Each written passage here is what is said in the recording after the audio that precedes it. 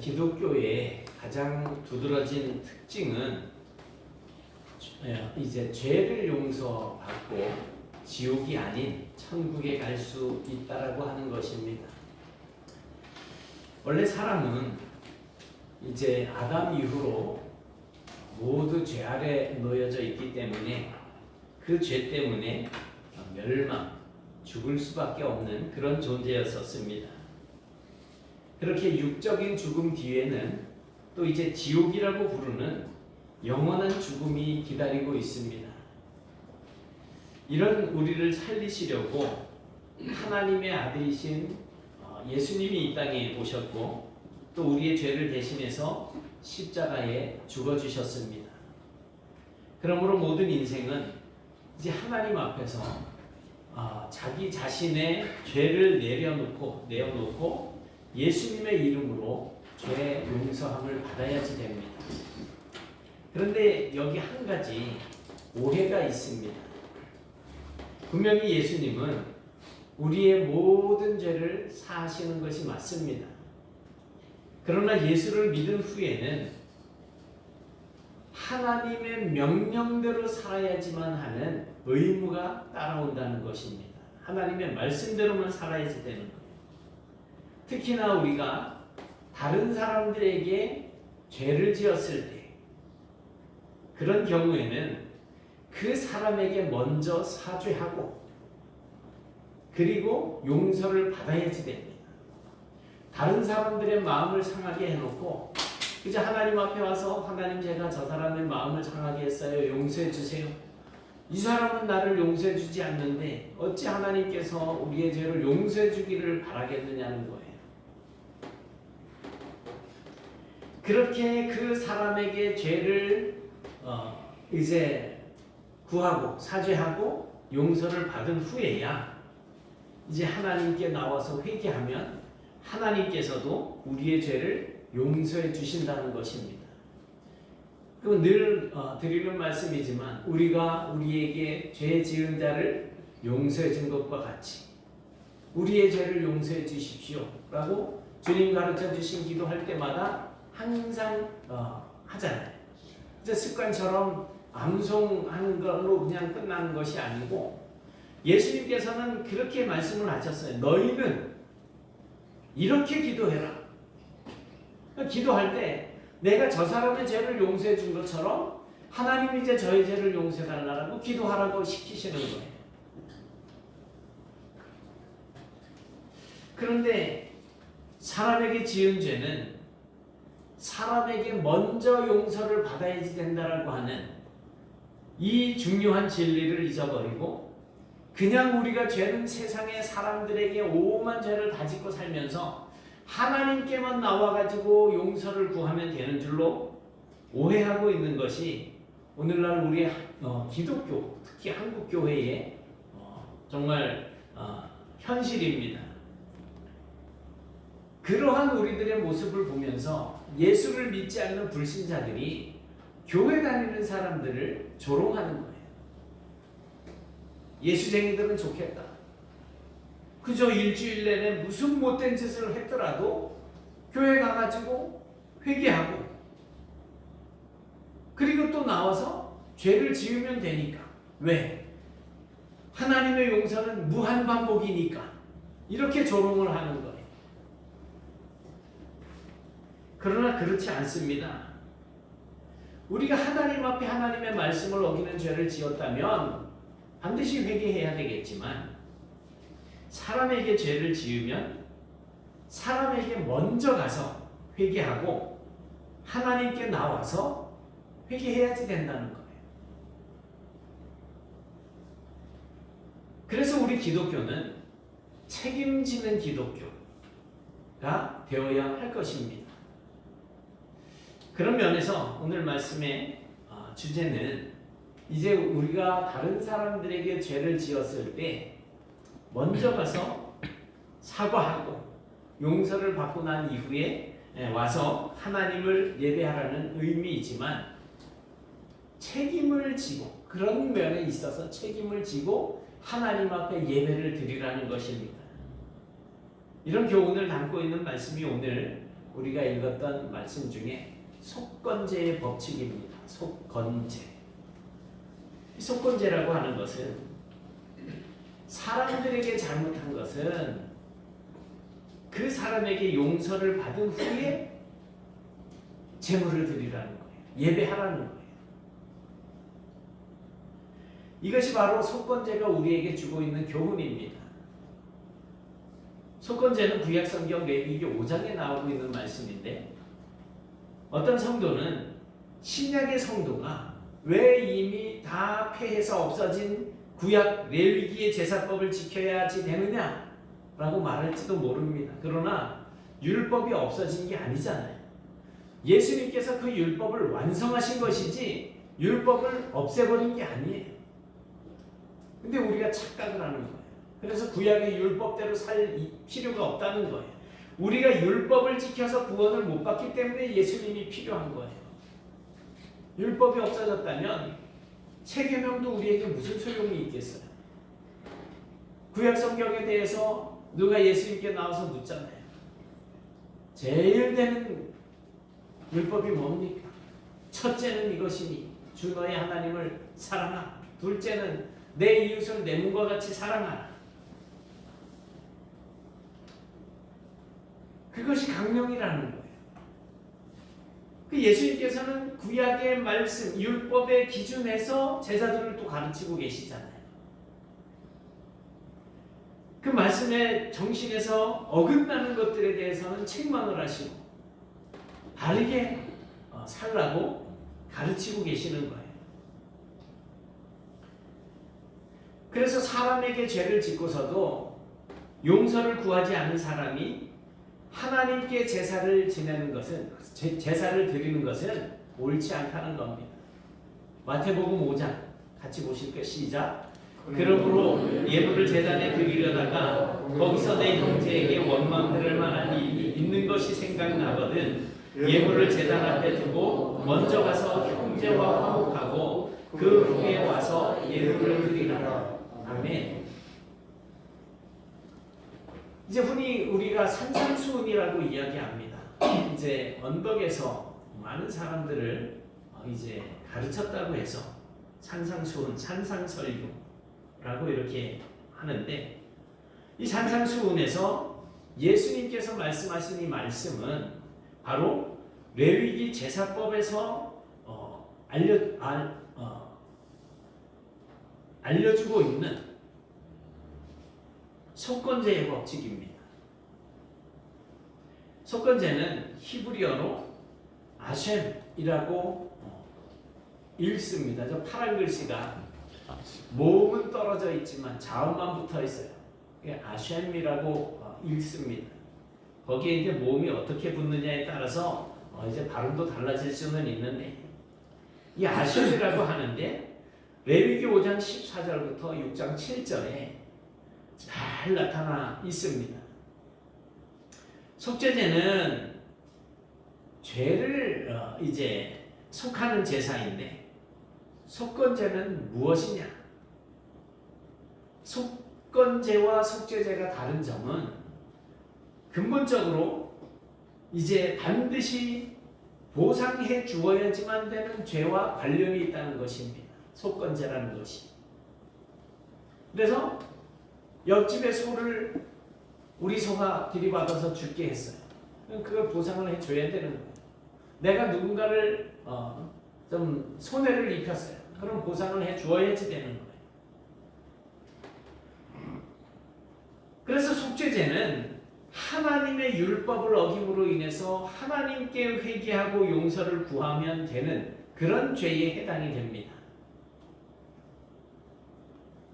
어제도 신방 가가지고 제가 그랬는데 오늘 뭐 약속이 있어서 안 나오신 권사님이 한 분 계셔요. 지난주에 오늘 못 나온대. 여전대 헌신 예배인데 안 나오면 어떡하냐. 바람 들었어요. 그러면서 갔어요. 오늘 보자 그랬는데 안 나왔어요. 안식일을 어겼어요. 요즘 말로 주일을 범한 거예요. 하나님 앞에 회개해야 되죠. 이런 경우에는 속죄제라고 할 수 있어요. 동시에 사람에게든지 성전에서든지 정당한 보상이 함께 이루어져야지 되는 그러한 죄를 지은 경우에 드리는 제사가 이제 속건제라는 것입니다. 율법도 어겼는데 성전에서나 다른 사람들에게 이제 정당하게 내가 보상을 해줘야지 되는 그러한 죄를 지었을 때 이게 속건제사예요. 결과적으로 죄를 지은 사람의 입장에서 볼 때 속죄제보다도 속건제가 어떻게 생각하면 훨씬 더 복잡하고 또 경제적으로도 이 지출이 많이 이루어져야지 되는 그러한 제사입니다.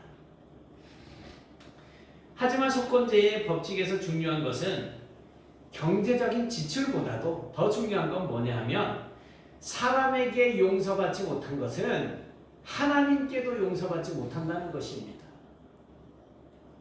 그래서 예수님께서 베드로에게 말씀하시잖아요. 너희가 땅에서 매면 하늘에서도 매일 것이, 땅에서 풀면 하늘에서도 풀릴 것이다. 천주교에서는 그걸 가지고 이 교황이 아주 굉장한 권위인 것처럼 그렇게 이야기를 하고 교황의 말이 성경보다도 앞서는 그런 시절이 되어 있잖아요. 지금 현재. 사람에게 용서받지 못한 것은 하나님께도 용서받지 못한다. 반드시 기억하십시오. 이게 속건제의 기본 정신입니다. 왜냐하면 하나님은 사람에게 용서를 구하지 않은 자의 재물을 결코 받지 않으신다라고 말씀을 하고 계시기 때문에 그렇습니다. 그래서 사람에게 죄를 짓고 그 사람에게 용서를 구하지 않은 상태에서 하나님께 용서를 구한다고 한다면 어쨌든 내가 죄를 용서해 주시는 분은 하나님이시니 하나님께서 내가 회개하는 이 기도를 듣고 용서해 주실 거야 라고 생각하는 것은 커다란 오산입니다. 착각입니다. 그러므로 마태복음에서 예수님께서 말씀하셨던 것처럼 만약에 어떤 사람이 제물을 제단에 가서 제물을 드리려다가 누구와 화해할 일이 생각난다면 내가 누군가에게 죄를 지은 것이 생각이 난다면 그 사람은 먼저 그 제물을 제단 앞에 두고 가서 그 사람과 화해를 하고 나서 사죄를 하고 나서 회개하고 용서를 구하고 거기에 대해서 정당한 보상을 해주고 나서 그리고 와서 제물을 드리라는 거예요. 예배를 하라는 거예요. 그렇게 하실 수 있으시겠어요? 집에서 그냥 부인한테 바가지 남편이 긁는 거예요? 부인이 긁는 거예요? 바가지는 양쪽 다 긁을 수 있는 건가요? 어쨌든 막 잔소리하고 그딴 걸 했나 이러면서 막 뭐라 그러고 교회 와가지고서는 주여 생각해보니까 제가 남편에게 또 아내에게 잘못했습니다. 용서해 주십시오. 그래서 집에 가가지고 또 그 짓을 한다면 그거는 진정한 회개도 아니고 내가 교회에 와서 100번 1000번을 회개를 한다고 하더라도 하나님이 용서해 주시지 않으신다는 거예요. 받지 않으신다는 거예요. 이런 속건제의 법칙은 우리 신약의 성도가 예배드리는 데에도 적용이 되어집니다. 성도는 내 삶에 대한 책임을 가지고 그 책임을 지면서 하나님 앞에 예배를 드리라는 겁니다. 책임을 지면서 내가 잘못한 것에 대한 책임을 지라는 거예요. 그러므로 성도는 주일에 오늘 이 주일에 예배하러 오기 전에 예배드리러 오기 전에 내가 누군가에게 죄를 지은 것이 있다고 한다면 반드시 보상하고 사과하고 용서를 받은 후에 예배하러 오시라는 겁니다. 큰일 납니다. 다음 주부터 아무도 안 나오시는 거 아니에요? 네? 용서를 구하지 않으려면 딱 한 가지 방법이 있긴 해요. 뭐예요? 죄를 짓지 않으면 돼요. 잘못하지 않으면 돼요. 하나님의 말씀대로 살아가고 죄를 멀리하는 거예요. 그렇게 살면 돼요. 요즘 이제 우리 박 박한규 장로님 신방을 일해 다니는데 목사님 제가 요즘엔 너무 감사한 일이 많아요. 아무것도 아닌 것 같은데 감사해요. 아파트 밖에서 애들 소리 들리는데도 감사가 되고 막 이렇다는 거예요. 우리 자식들 손주들 봐도 그 말 안 듣고 교회 가자고 깨워도 일어나지도 않는데 그 아이들 그 아이들 얼굴만 봐도 감사하다는 거예요. 이렇게 감사가 계속 넘치고 정말 남을 미워한다든지 뭐 상처를 준다든지 어떤 비난의 말을 한다든지 뭐 온갖 죄된 이런 것들을 하지 않으면 속건제는 우리와 전혀 상관없는 그런 제사가 되는 거예요. 그런데 만에 하나 누군가에게 내가 상처를 주고 정말 사과를 해야 되고 피해 보상을 해줘야지 된다면 하라는 거예요. 전에 잠깐 말씀드렸지만 한번 저희 어머니를 모시고 원주 기독교 병원에 이제 가려고 저 제천 소방서 있는데 거기서 나와가지고 의림지 쪽으로 우회전을 이렇게 하려고 하는데 이제 횡단보도 쪽에 사람이 있어서 제가 섰어요. 뒤에서 뭔 차가 와서 우리 차를 확 쪄박았어요. 저는 주로 뒤에서 다치는 사람이에요. 그래서 뒤통수를 맞아야지 돼. 이제 내렸는데 보니까 여자 운전 하시는 분이에요. 막 어쩔 줄을 몰라요. 죄송해요. 어떤 분은 뒤에서 박아놓고 차가 그렇게 갑자기 서면 어떻게 하냐고 저한테 호통을 치는 사람이 있어요. 그런 사람들한테 제가 그랬죠. 요새는 뒤에서 차 막고 큰 소리 치는 시대냐고. 그럼 죄송합니다 이러고 가요. 싸울 필요도 없어요. 이 여성 운전자가 이제 저한테 와서 저희 어머니 앉아있죠. 집에 옆에 집사람 앉아있죠. 저 셋이서 아이고 이러고 나올 수도 있어요. 왜냐하면 뭐 살짝 부딪히고서도 가가지고 그냥 병원에 입원하고 이러는 사람들 많잖아요 요새. 근데 어떻게 해야 되냐 그래. 글쎄 뭐 차 이래 봐도 뭐 약간 이렇게 좀 찍힌 자국은 있는데 특별하게 뭐 부셔진 데도 없고 그렇게 세게 받쳤는데도 뭐 우리 세 사람 다 아픈데 없다고 그러니까 사고가 나면 혹시 모르니까 한 일주일 정도는 지켜보고 나중에 한번 통화하자 그랬는데 며칠 지났는데 계속 전화가 오는 거예요. 괜찮냐고. 괜찮습니다. 그리고 일주일 지나서 진짜 아무 이상 없고 차도 뭐 말썽 없고 그래서 제가 전화 왔을 때 그냥 어떤 일로 해줄게요 그랬더니 이분이 감사합니다 그랬어요. 근데 나중에 교회로 찾아왔어요. 저가 없을 때 저 옆집에다가 그 딸기 그리고 방울토마토인가 귤인가 뭔가를 하여튼 이렇게 두 개를 이렇게 두산자리에 갖다 놓고 갔어요. 나중에 이제 전화를 했어요. 제가 전화번호는 교환을 했으니까 이런 걸 뭐하러 가지고 오셨냐고 그리고 여기는 어떻게 알고 갖고 왔냐 그랬더니 카카오 스토리 보고서 찾아왔다는 거예요. 그러니까 전화번호가 연결이 되니까 카톡이 연결이 되고 카톡에 카카오 스토리가 있으니까 그걸 찾아 들어가서 네트워크 교회에 이래가지고 제 얼굴이 딱 나와 있으니까 그걸 보고 찾아왔다는 거예요. 만약에 우리가 누군가에게 그렇게 피해를 주고 상처를 주고 사과할 줄도 모르고 이러면 이거는 진짜 하나님 앞에 예배할 자격이 없는 사람이라는 거죠. 제가 그때 그냥 거짓으로 아픈 척하고 아이고 나 저 치료를 좀 받아야 되겠네 이러면서 뭐 차 여기 조금 벗겨졌으니까 반바 갖고 주세요. 이거는 하나님 앞에 예배할 자격이 없는 사람이 되어버리는 거예요. 그래서 내 삶에 대한 책임을 지면서 하나님 앞에 예배하기 위해서 준비하는 삶을 살라는 것입니다. 누군가에게 사과할 일이 있다면 용서를 구하고 사과를 하고 보상을 해주고 나서 예배드리러 오시라는 거예요. 사람이 사람에게 가서 선생님 제가 정말 잘못했습니다 라고 이렇게 말을 하는 것은 결코 쉽지 않은 일입니다. 더군다나 상대방은 잘 알지도 못하는 문제를 내가 직접 가서 밝히고 사과를 하려고 할 때는 정말로 갈등이 느껴질 수도 있을 거예요. 그래서 그럴 때는 그냥 모른 척하기도 합니다. 어떤 사람들은 사람을 쳐놓고서도 나는 몰랐습니다라고 오리발 내미는 경우도 참 많잖아요. 그러나 문제는 그 사람은 몰라도 누가 알아요? 하나님이 하신단 말이에요.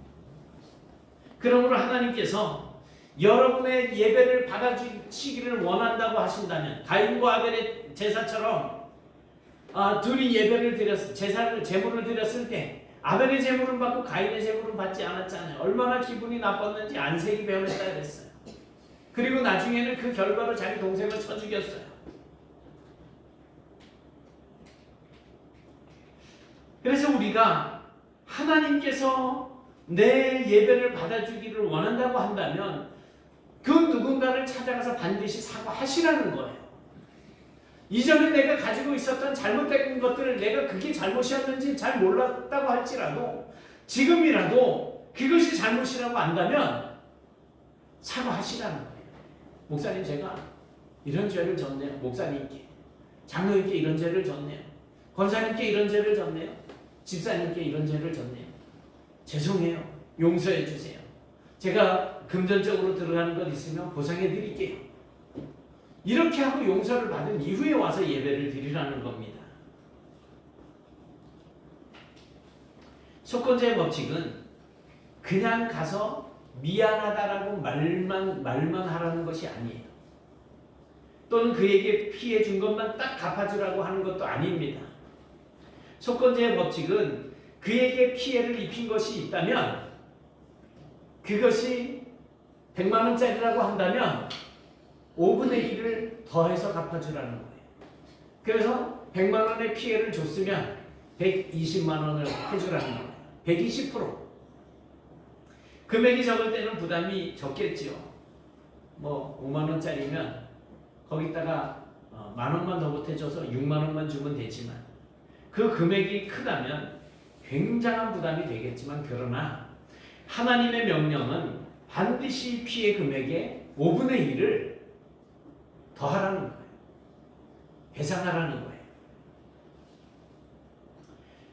레위기 6장 5절에 보니까 그 본래 물건의 5분의 1을 더하여 돌려보낼 것이니라고 말씀하고 있어요. 그렇다면 하나님께서는 왜 이런 속건제를 명령하셨을까? 속건제의 의도는 이 세상 가운데서 하나님의 나라를 명확하게 드러내는 것입니다. 그것이 속건제가 의도하는 정신이에요. 하나님의 나라는 하나님의 백성들을 통해서 세상에 드러날 수 있습니다. 그러니 우리가 정직하지 못하고 우리가 하나님 나라의 백성다운 삶을 살지 못하면 이 땅에는 하나님의 나라가 절대로 드러날 수 없습니다. 그런데 만약 하나님의 백성들이 다른 사람들에게 죄를 짓고도 용서를 구하지 않거나 물질적인 피해를 주고도 정당한 보상을 해주지 않는다면 피해를 당한 사람의 마음속에는 원한이나 불만이 이제 응어리 져서 남게 되겠지요.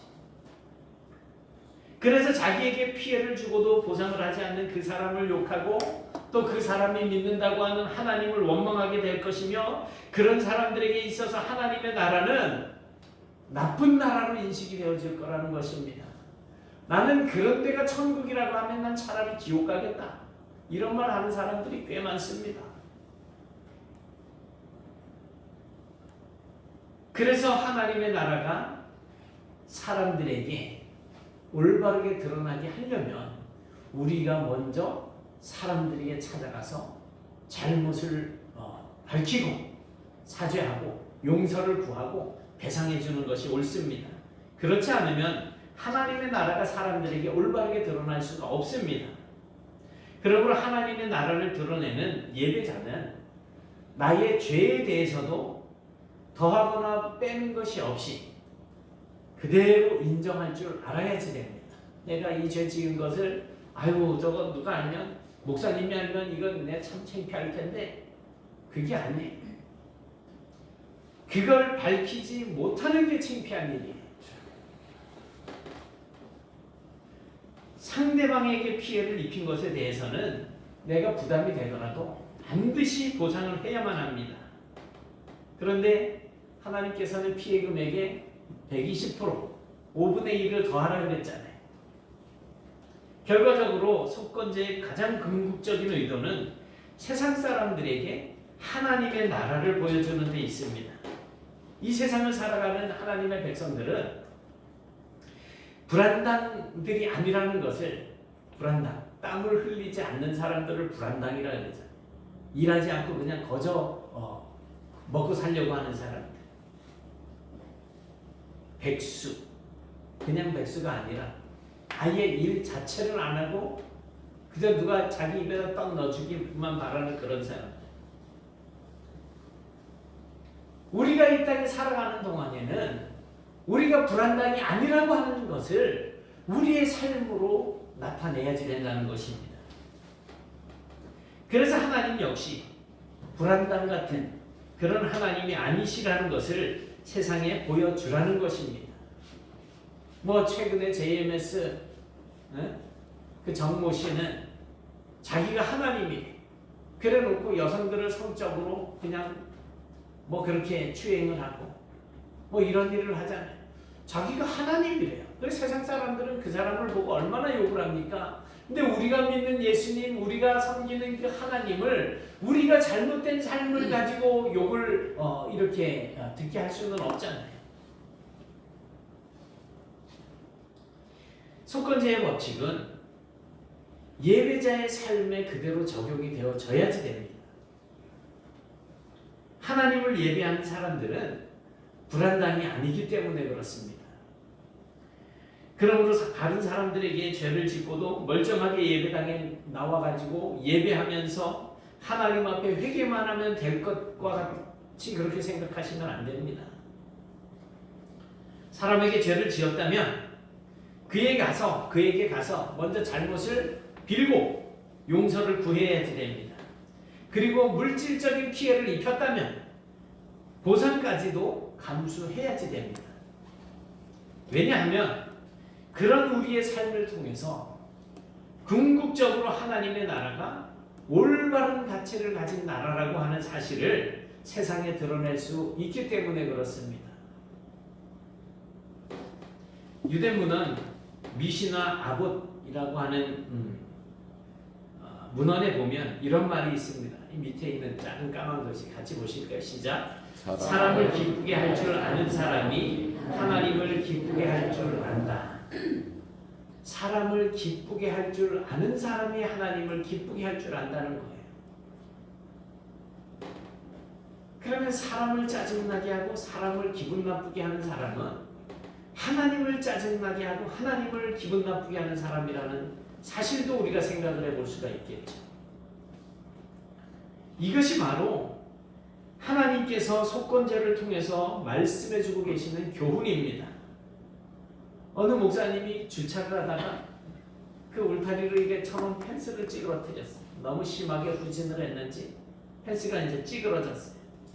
그런데 그렇게 크게 부서진 것도 아니고 또 누가 본 것도 아니어서 그냥 가버리려고 하다가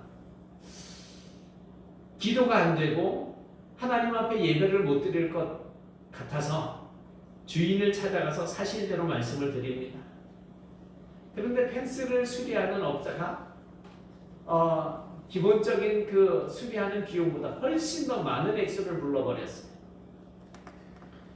그 목사님은 막 이러면서 따진 것도 아니고 어쨌든 자기 잘못에서부터 시작이 됐으니까 기꺼이 그 수리비를 지급했습니다. 그런데 며칠 후 밤이 되어서 이제 그 주차장에서 주차를 하는데 주차장 주인이 일부러 그 목사님이 들어오기를 기다리고 있다가 목사님에게 찾아가서 고맙다고 인사를 합니다.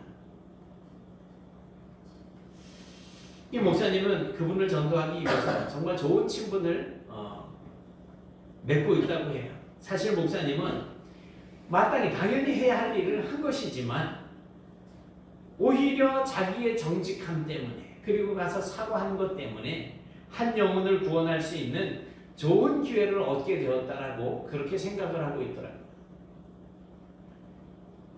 요즘 한문철의 블랙박스 한블리라고 하는 그 방송을 이래 보다 보면 정말 제가 혈압 터져서 돌아가실 것 같은 그런 순간들이 너무 많이 있어요.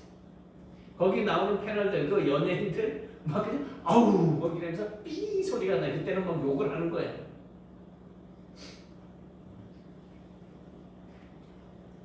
어떤 경우에는 사고를 내서 사람을 크게 다치거나 죽게 한 운전자가 어떻게 해야 됩니까? 그 가족들이나 그 본인 장본인에게 찾아가서 죄송하다고, 제가 핸드폰을 보다가, 제가 딴 생각하다가, 제가 술 먹고 운전하다가 사고를 냈습니다. 너무나 큰 죄를 지었습니다. 무릎 꿇고 사죄를 해야죠. 그런데 종합보험에 들어있다고 그냥 보험회사하고 알아서 하세요. 이래고 끝내버린다는 거예요. 전화도 한 통화 없고 사고 한마디도 없고 아들은 다쳐가지고 진짜 불구가 되어 있는데 정상적인 삶을 살지 못하는 그런 상황인데 침상에 누워서 식물인간처럼 지내는 그런 사람이, 딸이 그런 사람이 있는데 저 사람들은 와서 사고 한마디 없다는 거예요. 2007년에 개봉되었던 영화입니다. 밀양. 이 영화는 이제 남편이 죽자 아들 준이와 함께 밀양으로 내려와서 새 삶을 꾸리는 주인공 신혜의 이야기입니다. 밀양으로 내려온 신혜는 피아노 학원을 운영을 하면서 아들 준이와 행복한 삶을 꿈꾸지만 그것도 잠시 청천벽력 같은 사건이 신혜에게 일어나는데 아들 준이가 유괴되어서 살해를 당하게 되는 겁니다. 깊은 좌절과 절망 속에 있던 신혜가 이제 약국 부부의 전도로 교회를 다니게 되고 부흥에 이제 나가게 돼서 거기서 목사님의 설교를 듣다가 그만 대성통곡을 하게 됩니다. 그렇게 예수를 믿게 된 이 신혜가 복음을 전하는 일에 적극적으로 나서기도 하고 또 원수를 용서하라고 하는 말씀에 따라서 이제 아들을 유괴해서 살해했던 그 살인범을 용서하기 위해서 교도소를 찾아갔어요. 하지만 아들을 죽인 유괴범은 너무나 편안한 표정으로 나의 죄를 하나님이 다 용서해 주셨습니다 라고 신혜에게 말을 하는 거예요. 설령 하나님께서 용서를 해주셨다고 하더라도 아들의 죽음을 슬퍼하고 있는 그 엄마에게 사과하는 것이 마땅하죠. 그 살인범은, 그 유괴하고 살인한 그 살인범은 오늘 속건제 법칙에 의하면 하나님께 용서받을 수 없는 사람입니다. 그 신혜가 나는 하나님께 용서받았다라고 하는 그 소리를 듣고 그만 새파랗게 질려서 교도소 문을 박차고 나와버립니다. 막 울부짖습니다. 내가 너를 용서하지 않았는데 어떻게 하나님이 먼저 너를 용서할 수 있겠느냐. 이 영화는 세상 사람들에게 비친 우리 기독교의 어떤 모습을 그대로 반영해주고 있는 것 같습니다. 예수를 믿는 사람들이 정말 교회 안에서는 그렇게 착할 수가 없어요. 그런데 나가면 이건 뭐 그냥 예수 안 믿는 사람들보다 더 악한 모습들을 보이는 경우들이 너무 많잖아요.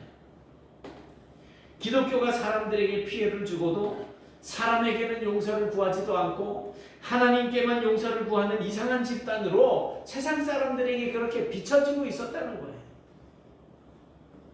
내가 무슨 죄를 지었더라도 하나님께 참회 기도를 하기만 하면 다 용서받는다라고 하는 이 생각은 성경적인 것이 아닙니다. 잘못 생각하시는 거예요. 그런데 많은 성도가 그렇게 오해하고 있고 자연히 세상에도 기독교가 그렇게 비춰지고 있습니다. 심지어 저 구원파라고 불려지는 기쁜 소식 선교회 박옥수라고 하는 사람이 이끌어가는 그 단체는 죄를 지어도 회개를 하지 말라는 거예요. 회개하는 게 죄라는 거예요.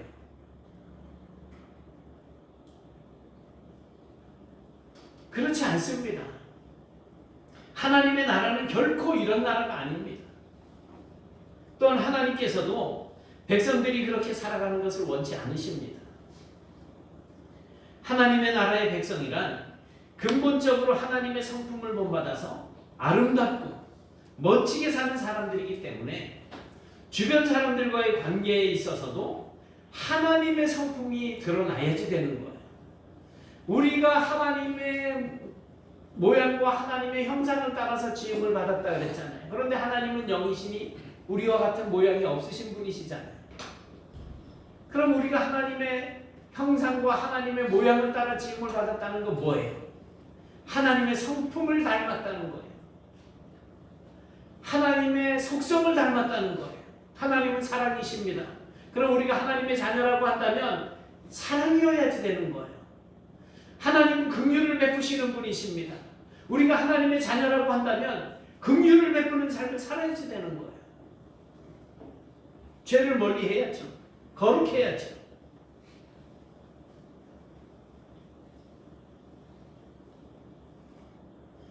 하나님께서는 사람에게 죄를 짓고 있는 사람들의 제사를 받지 않습니다. 그러므로 예배자가 만약 다른 사람에 대하여서 허물이 있거나 죄를 지었다고 한다면 예배에 참석하기 전에 미리 그 사람에게 찾아가서 용서를 구하고 그 사람에게 입힌 피해에 대해서 적당한 보상을 한 후에야 나와서 예배해야 하나님께서 우리의 예배를 받으십니다.